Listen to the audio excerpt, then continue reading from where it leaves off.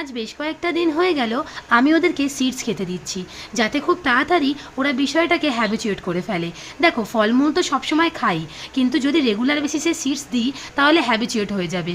কিন্তু এখানে একটা ভেবে মুশকিল হয়েছে যে ওরা সিডস ছেড়ে দিয়ে ঘরের মধ্যে যে কোনো দানা জাতীয় জিনিস যদি পড়ে থাকে সেটাকেই নিয়ে টানাটানি করতে থাকে।